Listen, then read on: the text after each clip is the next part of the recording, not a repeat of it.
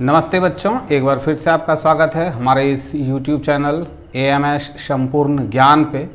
और आज हम फिर से आपको लेके आए हैं कक्षा 8 बिहार बोर्ड के कक्षा 8 का ये हमारी दुनिया बुक है, यानी भूगोल का बुक है। और ये जो अध्याय है इकाई 1 का क है, मृदा भूमि एवं जल संसाधन। तो इसके आधे पाठ को हम लोगों ने पढ़ लिया है। अब हम लोग जहाँ से पढ़ना छोड़े थे उस जगह से पढ़ना स्टार्ट करेंगे। हम लोगों ने यहाँ तक पढ़ लिया था। अब इसके बाद मृदा के प्रकार और इसके बाद के जो भाग हैं आज के इस क्लास में हम लोग इसका अध्ययन करेंगे। इससे पहले के क्लासेस को अगर आपने नहीं देखा है तो आप हमारे प्लेलिस्ट में चले जाएं, वहाँ से जाके इससे पहले के क्लासेस को देख सकते हैं। या फिर 8 क्लास का आपको मैथ्स पढ़ना है या फिर उसका इंग्लिश पढ़ना है तो भी आप प्लेलिस्ट में जाएं और वहाँ से जाके उसको देखें, सीखें। अगर आप ट्रांसलेशन और ग्रामर सीखना चाहते हैं तो हमारा खुद का एक चैनल है AMS स्पोकन गुरु के नाम से। आप इसको YouTube के सर्च बार में सर्च करेंगे तो हमारा चैनल मिल जाएगा। वहाँ से जाके आप ट्रांसलेशन और ग्रामर दोनों को सीख सकते हैं। तो आज के इस क्लास को स्टार्ट करते हैं, लेकिन स्टार्ट करने से पहले आपसे मेरा रिक्वेस्ट है कि अगर आप न्यू व्यूअर हैं, पहली बार इस चैनल पे आए हैं, तो इसको सब्सक्राइब कर लें। मृदा के प्रकार, मृदा किसको बोलते हैं? मिट्टी को, भूमि को। ये जो ऊपर की भूमि होती है उसी को मृदा बोला जाता है। तो इसके प्रकार कितने प्रकार हैं देखिए। उर्वरता के आधार पर, अगर इस मृदा को सिर्फ उर्वरता के आधार पर विभाजित किया जाए, वर्गीकृत किया जाए, तो ये 2 भागों में बंटता है। एक है उर्वर जिसमें उपज होता है फसलों का, और एक है अनुर्वर जिसमें फसल या पेड़ पौधे कुछ भी नहीं उगते हैं, तो वो अनुर्वर या फिर उसको बंजर भूमि बोला जाता है।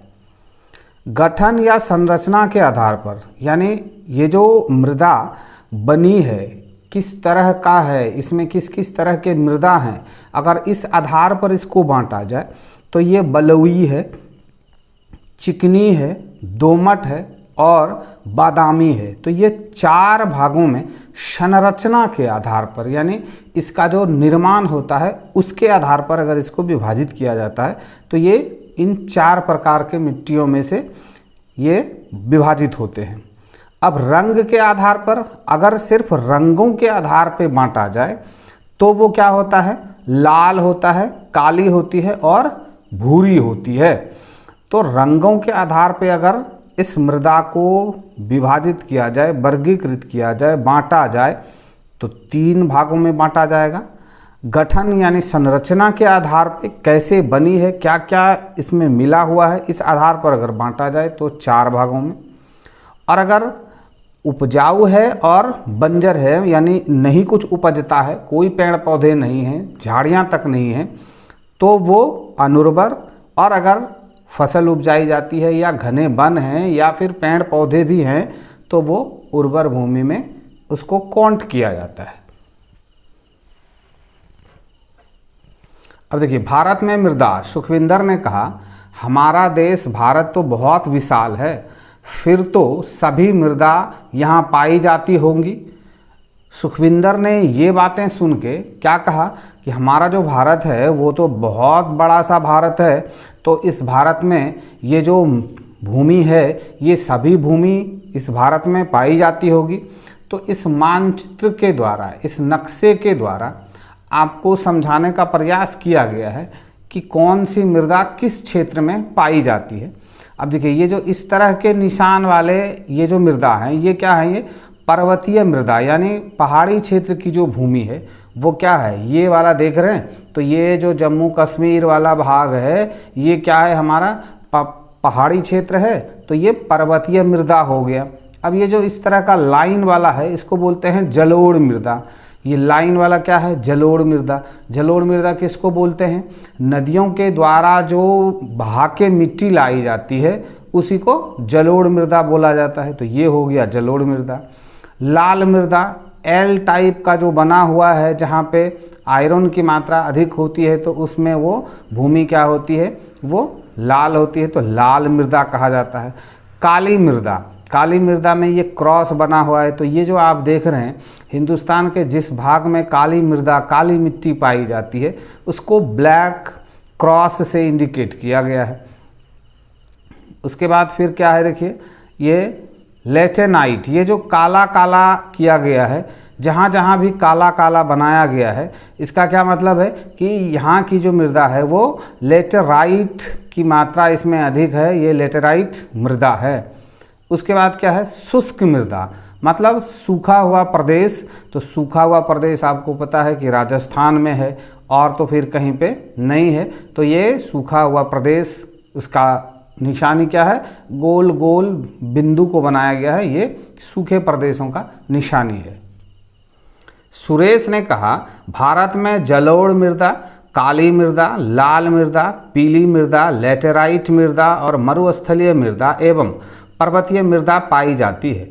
जलोढ़ मृदा देश की सभी नदियाँ, नदी घाटियों में पाई जाती है। क्या होता है, अभी मैंने आपको बताया कि जलोढ़ मृदा जो है वो क्या है, वो नदी के किनारे, जो नदी के द्वारा पानी से जो बहा के नदियों के द्वारा जो मिट्टी लाई जाती है, उससे जो मृदा का निर्माण होता है, उसी को जलोढ़ मृदा बोलते हैं। उत्तर भारत का विशाल मैदान पूर्णतः जलोढ़ निर्मित है। उत्तर भारत, अभी आपने नक्शे में देखा, ये जो आप देख रहे हैं ये क्या है, उत्तर भारत है। किसी भी नक्शे का जो ऊपरी भाग है वो उत्तर होता है, उसका जो निचला भाग है वो दक्षिण होता है। आपके राइट साइड का जो भाग होगा, यानी दाएं हाथ पे जो भाग आ रहा है वो हमारा पूरब होता है, और बाएं हाथ पे जो भाग आ रहा है वो आपका पश्चिम होता है। किसी भी नक्शे को, कहीं भी आपके पास अगर आपको नक्शा मिलता है किसी भी जगह का, उसमें कुछ ना कुछ लिखा होगा, उससे आप उसके ऊपर और नीचे का अंदाज़ा लगा लेंगे। यहाँ पे लिखा है भारत की मृदाएं, इसका मतलब है कि लिखने की जो दिशा है, ये सीधा पेज रखा हुआ है, तो इस पेज का जो ऊपरी भाग है वही उत्तर है, और इस पेज का जो निचला भाग है वो दक्षिण हो गया, और इसका जो पूर्वी भाग होगा वो आपका जो दाहिना हाथ है, जिस हाथ से आप खाना खाते हैं, राइट हैंड, वो आपका पूरब दर्शाता है, और फिर लेफ्ट हैंड जो है वो पश्चिम को दर्शाता है। ये चीज़ आपको हमेशा याद रखना है, तो आप नक्शे को सही तरह से समझ पाएंगे। अब देखिए क्या है, उत्तर भारत का विशाल मैदान पूर्णतः जलोढ़ निर्मित है। नवीन जलोढ़ को खादर एवं पुराने जलोढ़ को बांगर कहा जाता है। नवीन जलोढ़ क्या होता है, जो नए नए नदियों से मिट्टी को लाया गया होता है, और ये जो बांगर होता है वो क्या होता है, वो बहुत पहले नदियों में कभी बाढ़ आया और बाढ़ के कारण बहुत सारा मिट्टी को लाके और क्षेत्र में फैला दिया गया है, लेकिन उसके बाद फिर हर साल उसमें नई मिट्टी नहीं आ रही है, तो उसको बांगर बोलेंगे। और जिस क्षेत्र में, जो नदी के जस्ट किनारे का क्षेत्र होता है, वहाँ हर साल बाढ़ से मिट्टी आती है, तो वो क्या कहलाता है, खादर। क्यों? क्योंकि वो नवीन जलोढ़ है, हर साल वो चेंज हो रहा है, और जो पुराने हैं उसको बांगर कहा जाता है।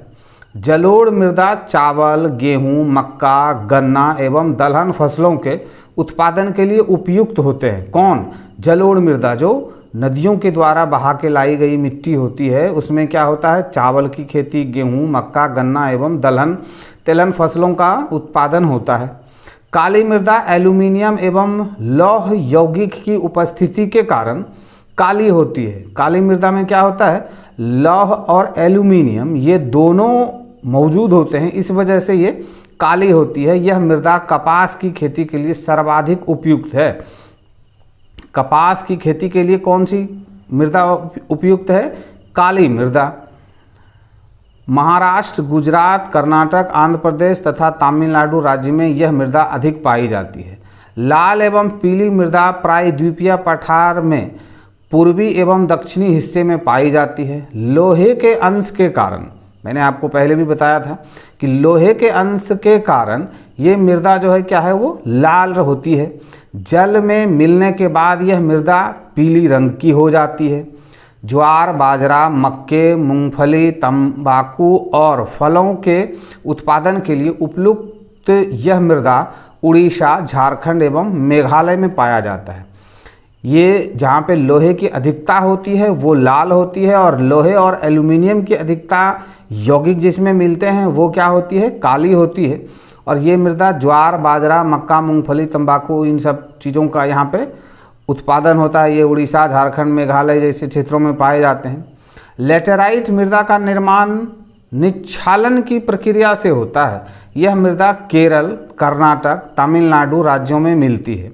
मरुस्थलीय मृदा हल्के भूरे रंग की होती है। मरुस्थलीय मृदा क्या होता है? हल्के भूरे रंग की होती है, जो राजस्थान, सौराष्ट्र, कच्छ, पश्चिमी हरियाणा एवं दक्षिणी पंजाब में पाई जाती है। पर्वतीय मृदा पर्वतीय क्षेत्रों पर पाई जाती है।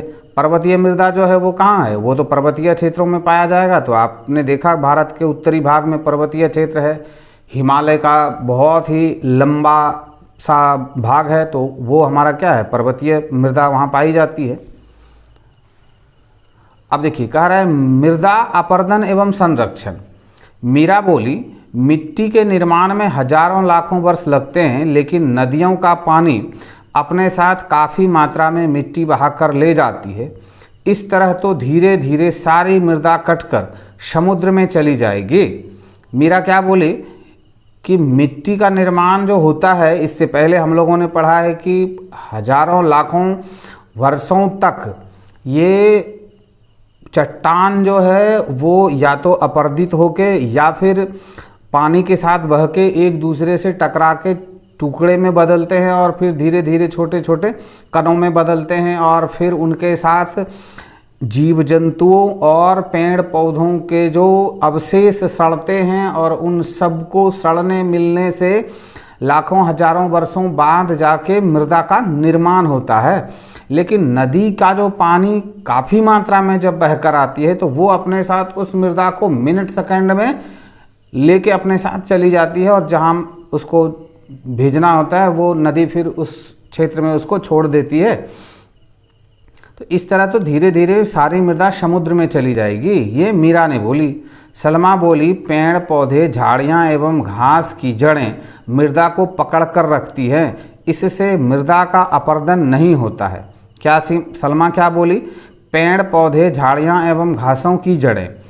हम जब वृक्ष लगाते हैं तो वृक्ष में जड़ें होती है, झाड़ियों में जड़ होते हैं, घास में जड़ होते हैं। जब आप घास के ऊपर से पानी बहता है तो वो मिट्टी को लेके नहीं भाग सकता है, लेकिन जब जिस मृदा पे, जिस भूमि पर घास नहीं होती है, तो वो उसके ऊपर से जब जल प्रवाहित होती है, नदी की धारा प्रवाहित होती है, बारिश होने पर जहाँ पे घास नहीं है, आप देखेंगे जब बारिश होगी तो वहाँ की मिट्टी जो है पानी के साथ बह के जाने लगता है। लेकिन जहाँ पे घास है वहाँ क्या होता है कि बारिश की बूंदें उस घास से टकरा के और धीरे धीरे घास के ऊपर से बहती है, और घास के नीचे की जो मृदा है वो घास के जड़ों से सिकुड़ा हुआ होता है, जकड़ा हुआ होता है, जिस वजह से वो उसके साथ बह नहीं पाता है। सलमा बोली, लेकिन पेड़ पौधे आदि के जड़ सहित कटने से वहाँ की मृदा ढीली पड़ जाती है, जिससे आसानी से अपरदन हो जाता है। मृदा अपरदन की दर को प्रभावित करने में जलवायु, वनस्पति विस्तार, स्थल रूप, भूमि की ढाल एवं मानवीय क्रियाएं मुख्य हैं।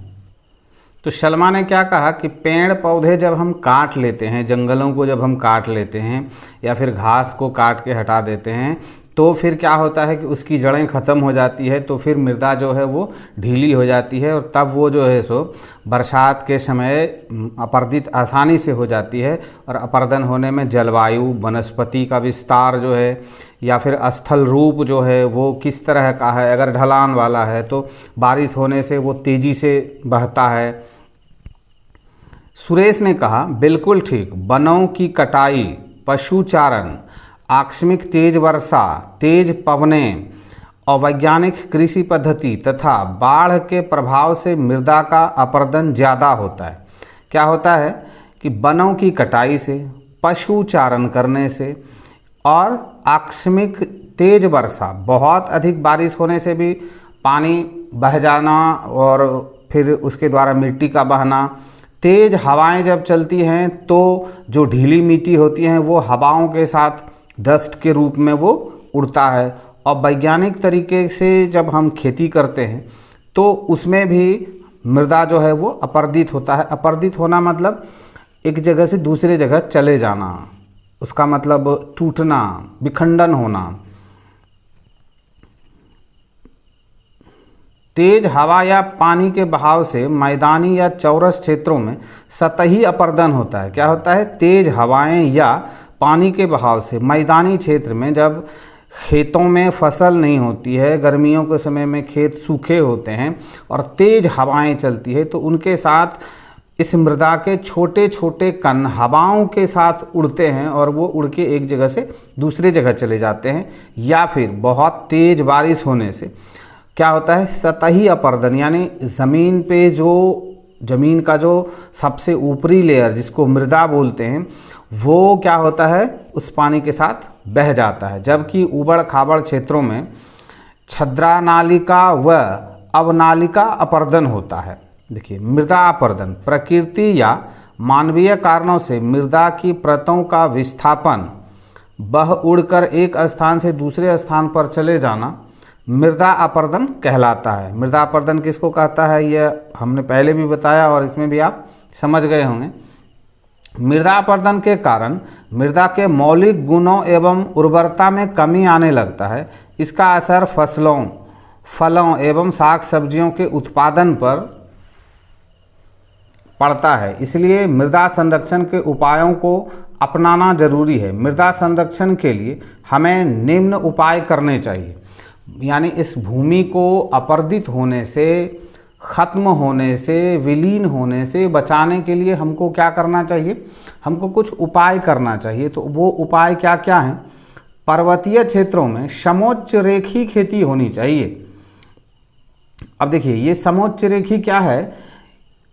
आप इसको गूगल के सर्च बार में जाके आप कहेंगे कि समोच्च रेखी हिंदी शब्द का शाब्दिक अर्थ क्या होता है, आपको वहाँ से इसका शाब्दिक अर्थ मिल जाएगा और आप इसके शाब्दिक अर्थ को भी जान जाएंगे और गूगल में आप सर्च करना भी जान जाएंगे। देखिए, पर्वतीय ढलानों पर वृक्षारोपण क्या करना चाहिए? पर्वत के जो ढलान हैं उस पर वृक्षारोपण होना चाहिए। उससे क्या होगा? वृक्ष होंगे तो उसमें जड़ें होंगी, जड़ें होंगी तो मृदा को पकड़ के रखेंगी, तो बारिश में और भूस्खलन की स्थिति कम आएगी। बंजर भूमि पर घास लगाना, जहाँ पे बंजर भूमि है, कुछ भी नहीं उगता है, वहाँ क्या करना चाहिए? धीरे धीरे अधिक घने जड़ वाले जो घास होते हैं उस घास को लगाना चाहिए। फसल चक्र तकनीक को अपनाना चाहिए।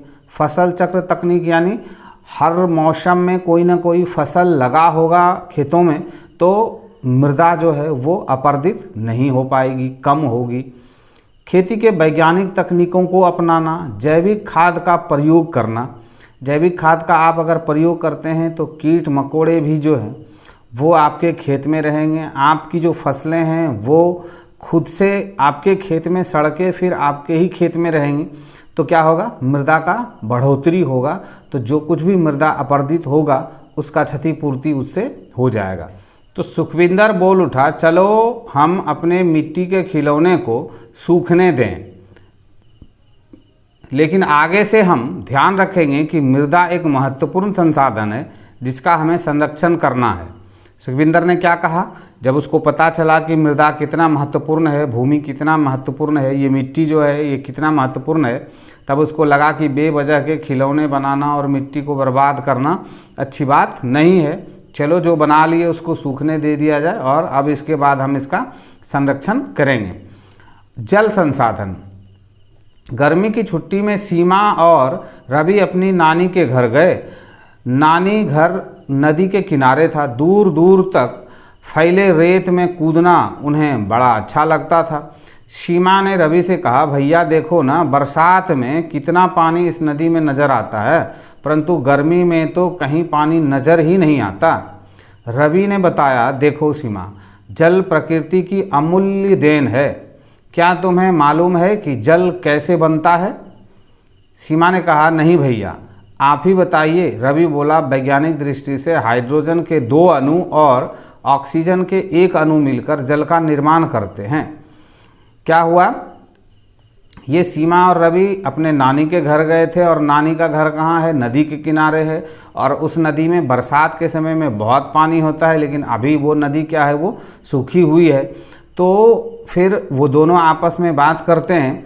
तो रवि ने क्या बताया कि जल प्रकृति की अमूल्य देन है, मतलब इसका कोई मूल्य नहीं है, कोई कीमत नहीं है। ये कैसे बनता है, तो इसमें क्या है, हाइड्रोजन के 2 अणु और ऑक्सीजन के 1 अणु मिलके इस जल का निर्माण करते हैं। यह जल तरल, गैस एवं ठोस तीनों ही अवस्थाओं में पाया जाता है। पृथ्वी के अलावा किसी भी ग्रह पर अभी तक जल नहीं मिला है। ये जो पृथ्वी जिस पे हम आप रहते हैं, इसके सिवा और बहुत सारे ग्रह हैं, लेकिन कहीं पे भी जल नहीं मिला है। इस जल का पृथ्वी पर सबसे बड़ा भंडार महासागरों में है। ये जो महासागर हैं, इन महासागरों में ही इस पृथ्वी पर कुल जल का बहुत बड़ा सा भंडार है। प्रशांत महासागर में कितना है, 49.9%। अटलांटिक महासागर में कितना है, 25.7%। हिंद महासागर में कितना है, 20.5%। तथा आर्कटिक महासागर में कितना है, 3.9% पानी है। इन महासागरों का पानी नमकीन या खारा होता है, जो सामान्य उपयोग के लायक नहीं है। स्थलीय भाग पर पाए जाने वाले मीठे जल का ही हम सभी अपने दैनिक जीवन में उपयोग करते हैं।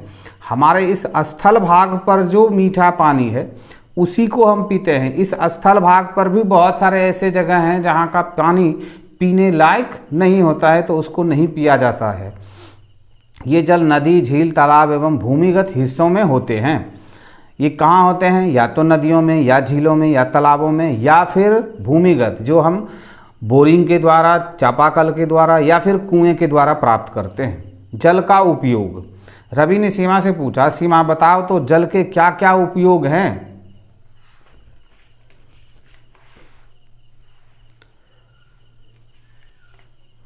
सीमा बोली, हम पानी का उपयोग पीने के लिए, कपड़ा धोने, शौच निपटाने, भोजन बनाने एवं बागवानी तथा खेती के कार्यों में करते हैं। इसके अतिरिक्त विभिन्न व्यावसायिक प्रतिष्ठानों तथा निर्माण कार्यों में भी पानी का उपयोग होता है। पानी का उपयोग कहाँ कहाँ होता है, इसका डाटा आप भी बना सकते हैं कि किस किस तरह से पानी का उपयोग किया जाता है। रवि ने कहा, इसके अलावा व्यावसायिक दृष्टि से कुछ ऐसे उद्योग हैं जो जल पर ही निर्भर है, जैसे रसायन उद्योग एवं बोतल बंद मिनरल वाटर। आग को बुझाने के लिए भी जल का उपयोग किया जाता है। इसके अतिरिक्त महासागरीय जल का उपयोग जल चक्र से संबंधित है। समुद्र मार्ग के द्वारा अंतर्राष्ट्रीय व्यापार भी होता है। इसी जल के द्वारा क्या होता है, समुद्रों में व्यापार भी होता है। इससे आग भी, इस जल से हम आग बुझाते हैं, मिनरल वाटर बनाते हैं, घर मकान बनाने में भी जल का उपयोग करते हैं। तो जल चक्र यह एक ऐसा चक्र है जिसमें महासागरों का जल वाष्पीकृत होकर वायुमंडल में जाता है, वहाँ बादल का निर्माण कर यह वर्षा जल के रूप में धरती पर आ जाता है। यह जल बहकर पुनः महासागरों में चला जाता है और फिर ये वाष्पन और बादल निर्माण तथा वर्षा की क्रिया होती रहती है। क्या है, ये जो महासागरों में जो जल हैं वो क्या होते हैं, उनमें जब सूर्य की तीखी रोशनी पड़ती है तो वो गर्म होते हैं। गर्म होने के बाद वो भाप में परिवर्तित होते हैं और भाप बन के वो आसमान में चले जाते हैं और बादलों के साथ मिलके और संघनन की क्रिया होके फिर से बरसात होती है और फिर जो बारिश पृथ्वी पर होती है उससे फिर से हमारे नदियों में, हमारे तालाबों में पानी होता है और फिर वो नदियों में जो अधिक पानी होता है तो वो बह के फिर से समुद्र में चली जाती है। तो ये जल चक्र की जो प्रक्रिया है ये निरंतर चलती रहती है। जल का वितरण, अब देखिए जल का जो विभाजन है, वर्गीकरण जो है वो क्या है। सीमा ने कहा, पृथ्वी पर क्या सभी जगह बराबर जल है। तो अब देखिए ये एक आंकड़ा दिया गया है, क्या है, महासागर में 97.3% जो है वो जल है। अब बर्फीला क्षेत्र जो है वहाँ क्या है, 2.0%। भूमिगत क्षेत्र क्या है, 0.68% ही मात्र जल है। इस संसार में कुल जल की जो मात्रा है उसका भूमिगत जल क्या है, 0.68% ही। और लवणीय झील जो है उसमें क्या है, 0.009% है। स्थलीय समुद्र एवं झील क्या है 0.009% है। वायुमंडल में क्या है 0.0019% है। और नदियों में क्या है 0.0001%, यानी बहुत कम। कुल मिला के ये क्या हो गया 100%। तो सबसे ज़्यादा जल कहाँ है महासागरों में। रवि बोला नहीं, यह बात नहीं है। पृथ्वी पर उपलब्ध जल के कुल आयतन का 97% हिस्सा महासागरों में पाया जाता है। 2% बर्फ के चादर के रूप में पाया जाता है। मात्र 1% जल नदी, झीलों, तालाबों एवं भूमि के नीचे है, जो हमारे पीने के काम आता है। पृथ्वी पर जल की अधिकता के कारण ही इसे जलीय ग्रह कहा जाता है। क्या कहा जाता है? पृथ्वी पर जो जल की अधिकता है, इसी के लिए इसको क्या कहा जाता है? जलीय ग्रह कहा जाता है। इस पृथ्वी के उत्तरी गोलार्ध में स्थल एवं दक्षिणी गोलार्ध में जल की अधिकता है। क्या है? उत्तरी गोलार्ध जो है वहाँ पे क्या है, वहाँ पे स्थल भाग अधिक है, और दक्षिणी गोलार्ध जो है वहाँ पे क्या है, जल की अधिकता है। भारत में जल संसाधन का वितरण काफ़ी असमान है। भारत में विश्व की लगभग 16% जनसंख्या निवास करती है। इस संसार में जितने लोग हैं उसका 16% लोग हिंदुस्तान में रहते हैं, भारत में रहते हैं, जिसके लिए विश्व का लगभग 4% स्वच्छ जल ही उपलब्ध है। और ये जो लोग हैं इसके लिए विश्व में कुल स्वच्छ जल कितने हैं? मात्र 4% जल हैं। हमारे देश में नदियों का जाल है। इसमें ब्रह्मपुत्र नदी का वार्षिक जल प्रवाह सर्वाधिक है। ब्रह्मपुत्र नदी जो है उसका वार्षिक जल प्रवाह, यानी उसमें जो कुल पानी बहता है उसमें से सर्वाधिक है। सभी नदियों की अपेक्षा ब्रह्मपुत्र नदी में सबसे अधिक जल प्रवाहित होती है।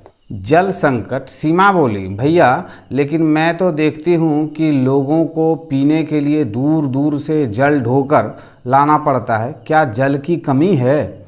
सीमा क्या बोली कि वो लोगों को देखती है कि दूर दूर से लोग ढो के पानी लाते हैं, या फिर शहरों में बोतल बंद पानी मिलता है।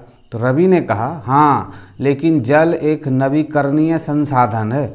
नवीकरणीय संसाधन किसको बोलते हैं? जो फिर से तैयार हो जाता है उसको नवीकरणीय संसाधन बोलते हैं। संसाधन हम जिसका उपयोग करते हैं।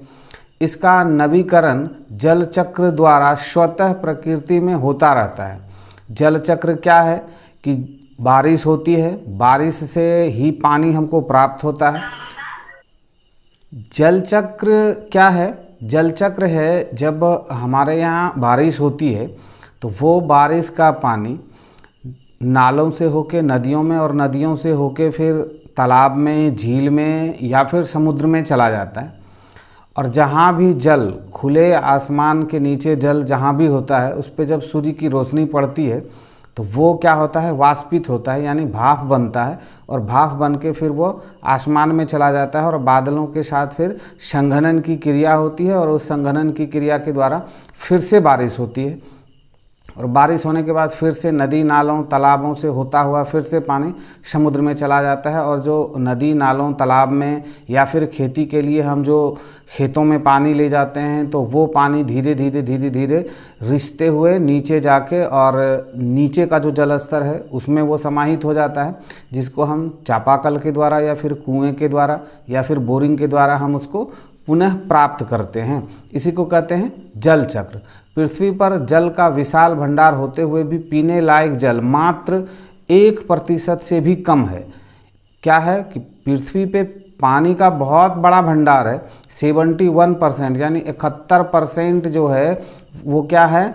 जल ही है, और 29% ही भूमि है। लेकिन उस 71% में 1% से भी कम पानी पीने लायक है, और शेष सभी पानी जो है वो प्रदूषित हैं। इसका वितरण तो असमान है ही, जल प्रदूषण भी तेजी से हो रहा है। भूगर्भीय जल स्तर भी कम होता जा रहा है। भूगर्भीय जल स्तर क्या होता है आप इससे पहले के अध्याय में पढ़ चुके हैं, शायद 7 क्लास में आप इसके बारे में पढ़े हैं। नहीं पढ़े हैं तो 7 क्लास का आप वीडियो जाके प्लेलिस्ट में देख लेंगे, तो आप वहाँ से इस बात को जान पाएंगे।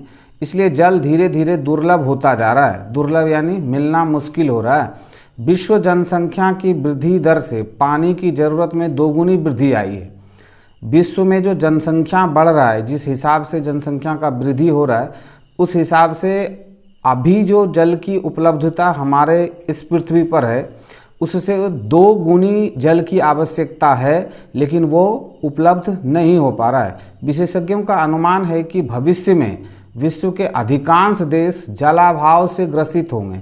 जलाभाव मतलब जल का अभाव होगा पूरे विश्व में, क्योंकि जनसंख्या जिस हिसाब से बढ़ रही है उसी हिसाब से पानी की आवश्यकता बढ़ रही है, लेकिन पानी का जो क्षेत्र है वो सीमित क्षेत्र है। हम समुद्र के पानी को नहीं पी सकते हैं, हम गंदे नालों के पानी को नहीं पी सकते हैं।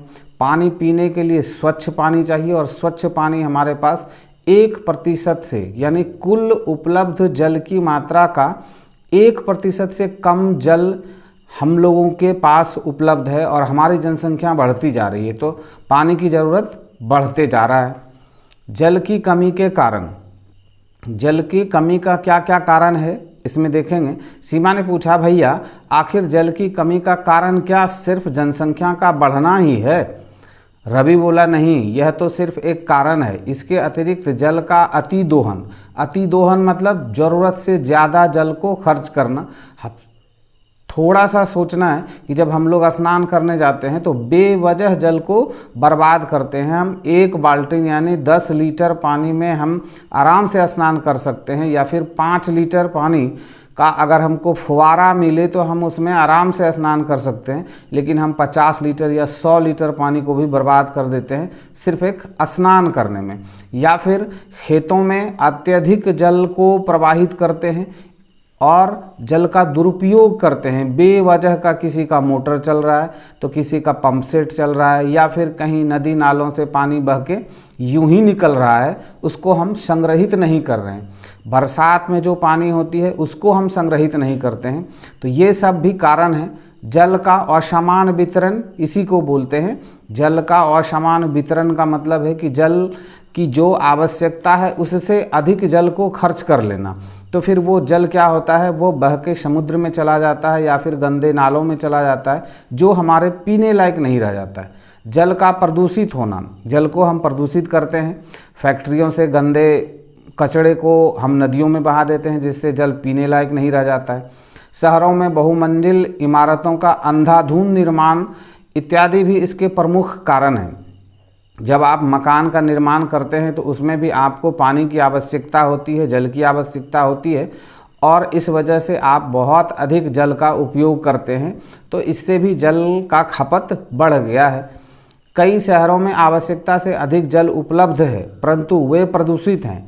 इसी तरह कई शहर महासागरों के किनारे अवस्थित हैं, परंतु वहां जल का उपयोग नहीं किया जा सकता। इसलिए जल की कमी या जल संकट पूरे विश्व में व्याप्त है।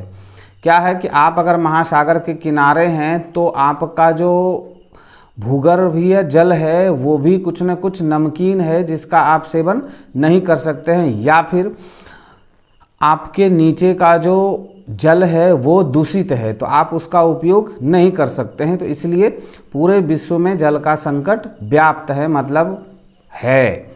सीमा बोली, भैया जल प्रदूषण का क्या मतलब है, इसके कारण क्या हैं? रवि ने बताया, जल के स्वाभाविक या प्राकृतिक गुणों में अंतर आना, या जल में अवांछित पदार्थों का मिल जाना जो जीवन के लिए हानिकारक होता है, जल प्रदूषण कहलाता है। क्या है?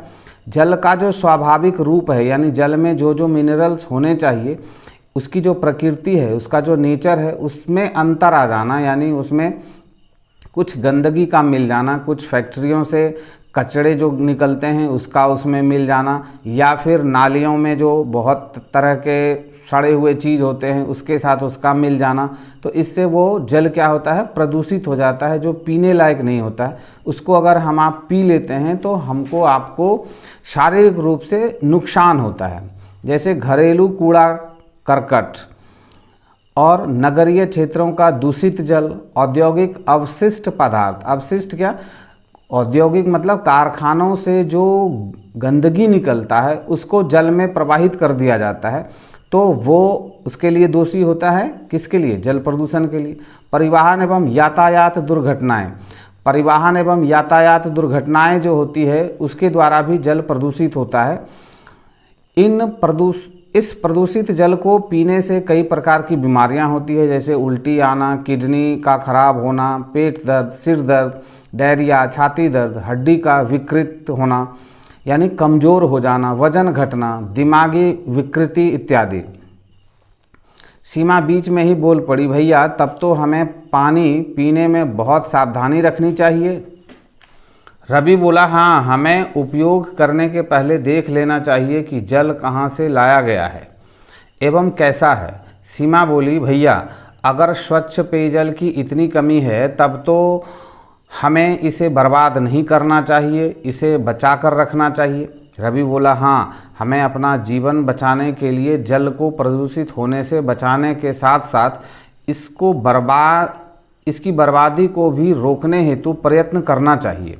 इसके लिए हमें कुछ तकनीक अपनाने की ज़रूरत है। जैसे क्या है, देखिए, वर्षा जल का संग्रहण की तकनीक, छत का वर्षा जल संग्रहित करना, जल का समुचित उपयोग करना, जल को प्रदूषित होने से बचाना, जल के पुनः चक्रण तकनीक को अपनाना, सिंचाई के लिए आधुनिक तकनीकों को अपनाना, जल संरक्षण की महत्ता को बताना, प्राचीन जल संचय की तकनीकों को अपनाना, वर्षा जल संग्रहण यानी जब बारिश होती है तो उसके जल को संग्रहित रखने के लिए तालाबों का निर्माण करना, छत का वर्षा जल संग्रहित करना, जब बारिश होती है तो आपके छतों पे भी बारिश होती है तो आप उसको एक पाइप के द्वारा सभी जल को एक नीचे ज़मीन के नीचे टैंक बना के आप उसमें संग्रहित कर सकते हैं। उससे आपके भूगर्भीय जल यानी आपके नीचे के जो ज़मीन में जो जल है उसका स्तर बना रहेगा सही। जल का समुचित उपयोग करना, बेवजह जल को बर्बाद नहीं करना, जल को प्रदूषित होने से बचाना, जल के पुनः चक्रण तकनीक को अपनाना यानी एक जल को जिसको हम स्नान करने के बाद खेतों तक पहुंचा दें तो सिंचाई भी हो जाए और हम स्नान भी कर लें। सिंचाई के लिए आधुनिक तकनीकों को अपनाना, हम लोग खेतों में यूं ही पानी को जाने देते हैं। अगर आधुनिक तकनीक को हम अपनाते हैं तो हम स्प्रे वाला, छिड़काव वाला पानी देते हैं जो बारिश की बूंदों की तरह खेतों में गिरेंगे और ज़रूरत जितना है उतना ही हम फसल को पानी दिए और इससे हम पानी का बहुत अधिक बचत कर पाएंगे। और प्राचीन जल संचयन की तकनीकों को अपनाना। प्राचीन जल संचयन क्या है? वही तालाब बनाना और नदी नालों में बांध का बनाना। सीमा बोली, तब तो हम सबको इन सभी कार्यों का संकल्प लेकर जल संरक्षण हेतु प्रयत्नशील रहना होगा। रवि बोला, हाँ, ऐसा करके ही हम अपना जीवन बचा सकते हैं, नहीं तो अगर हम अपनी आदतें नहीं सुधार पाए तो समझो अपना तथा अपनी अगली पीढ़ी का जीवन खतरे में डाल रहे हैं। यानी आने वाले बच्चों का भविष्य जो है वो जल संकट से जूझने वाला है। सीमा बोली, भैया मैं तो खुद ऐसा करूंगी तथा दूसरों को भी करने के लिए कहूंगी। रवि बोला, बहुत अच्छा, लेकिन चलो अब हम बालू पर दौड़ लगाएं। सीमा बोली, भैया चलो, दोनों बालू पर दौड़ने में मशगूल हो गए। मुझे उम्मीद है कि आप इस चैप्टर को अच्छी तरह से समझ पाए होंगे। ये चैप्टर 2 भागों में था और भी आप अगर 8 क्लास के और भी कुछ विषयों को देखना चाहते हैं तो हमारे प्लेलिस्ट में ज़रूर जाएं। वीडियो क्लास आपको कैसा लगा ये कमेंट्स करके ज़रूर बताएं और अगर अच्छा लगा हो तो लाइक करना नहीं भूलेंगे और अपने दोस्तों के साथ इसको शेयर ज़रूर करेंगे। तो मिलते हैं हम फिर इसके अगले अध्याय में।